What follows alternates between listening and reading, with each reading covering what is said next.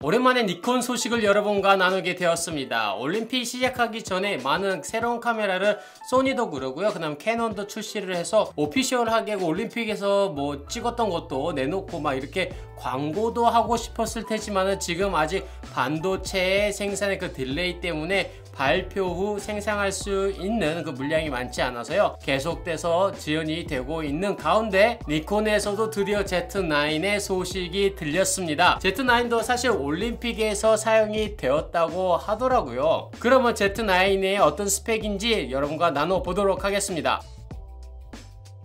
지금 현재 나와있는 루머로는 45메가픽셀 120프레임까지 찍을 수 있다고 하고요. 일단 배터리는 D6랑 같고 USB-C 케이블로 충전이 가능하다고 합니다. 카메라 센서를 보호하기 위해서 뭐 센서 커버가 카메라가 오프일 때와 그 다음에 렌즈 그 교환할 때 저절로 닫혀져서 먼지나 아니면 다른 이물질이 들어가지 않도록 디자인이 되어 있다고 합니다. 사진을 찍을 때도 특히 모래가 많이 있거나 아니면 먼지가 많이 있는 곳에서는 정말로 조심해야 하거든요. 아니면은 아예 렌즈를 교환을 하지 않고요. 그냥 뭐 렌즈를 세컨드 바디에 일반 줌이나 망원을 껴서 사용하기도 하는데 다양한 환경 속에서 렌즈 교환이 필요할 때는 참 좋을 듯 하나 만약에 그래도 먼지가 많은 곳에서는 렌즈 교환을 안 하시는 것을 권해드리고 싶습니다. 오토포커스에 관해서는요, 인물, 동물은 물론 자동차 오토포커스 기능까지 저조도 모드에서도 가능하다고 하고요. 니콘 D6보다는 트래킹 기능이 엄청나게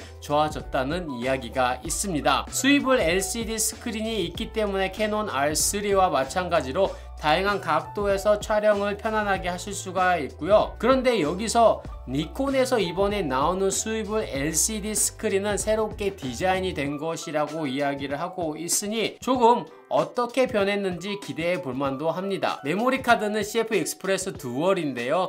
여러분 이게 익스프레스 듀얼 들으시는 순간에 돈 나가는 소리 들리시죠? 네, 그리고 다양한 촬영 스타일로 찍을 수 있게 메뉴 기능도 늘어났다고 합니다. 지금 공개가 된 사항이 거의 없기 때문에 사진이라도 보여드렸으면 좋았겠지만 아직 아무것도 나오지 않았다는 거 뭐 기억해 주시고요. 셔터 소리도 원하시는 크기로 조절하실 수가 있다고 합니다. 니콘의 그 묵직한 셔터 소리부터 사일렌트까지 이야기를 했기 때문에 아마도 무음 셔터 소리를 얘기하는 것 같은데요. 여러분이 그 니콘의 묵직한 셔터 소리를 원하시는 분들은 뭐 그렇게 사용하시면 되고요. 네, 소니 알파1과 그 다음에 캐논 R3, 니콘 Z9 물론 다른 카메라에도 무음 셔터는 있지만 뭔가 이 카메라, 이 세 카메라가 나란히 비교가 되는 듯한 느낌은 있어요. 공개 자체로는요 10월이나 뭐 11월 정도에 되지 않을까 이렇게 하는데 좀 전에도 말씀을 드렸듯이 반도체 지연이 많이 되고 있습니다. 그래서 발표를 먼저 해서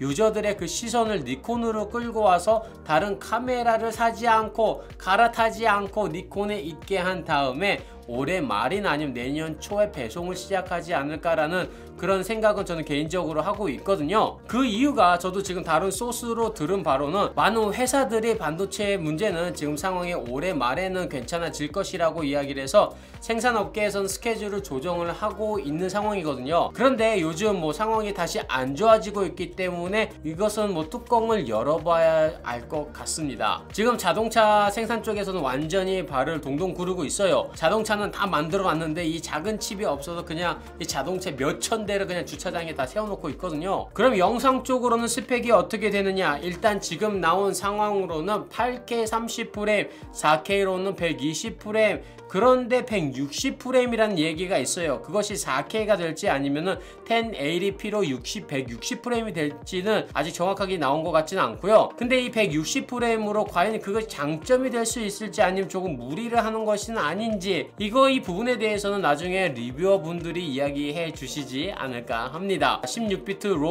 옵션과 ISO는 64부터 25600이라고 합니다. ISO가 적다고 해서 안 좋은 카메라가 절대로 아니에요. 사실 일반 사진을 찍을 때에도 ISO를 25600까지 맥스로 사용하지는 않거든요. 그래서 ISO가 적어서 좀 별로다라고 생각을 하실 필요는 전혀 없습니다. 그런데 8K라고 듣는 순간 여러분 아마도 R5의 발열 문제를 생각을 하실 수도 있는데요. 작년에 발열 문제가 그렇게 이슈가 된 것을 보고도 니콘도 똑같이 내3라고는 생각을 안 하거든요. 바디도 그만큼 크다 보니 어느 정도 발열 문제는 해결하지 않았을까라는 생각도 듭니다. 8K 45메가픽셀이기 때문에 일단 영상과 사진은 정말로 좋겠죠. 그런데 여기서 생각을 하셔야 되는 것은 지금 시청하시는 여러분 8K를 돌릴 수 있는 장비가 있으신가요? 저는 없습니다. 니콘에서도 D6보다는 훨씬 좋은 카메라가 될 것이라고 이야기를 했는데요.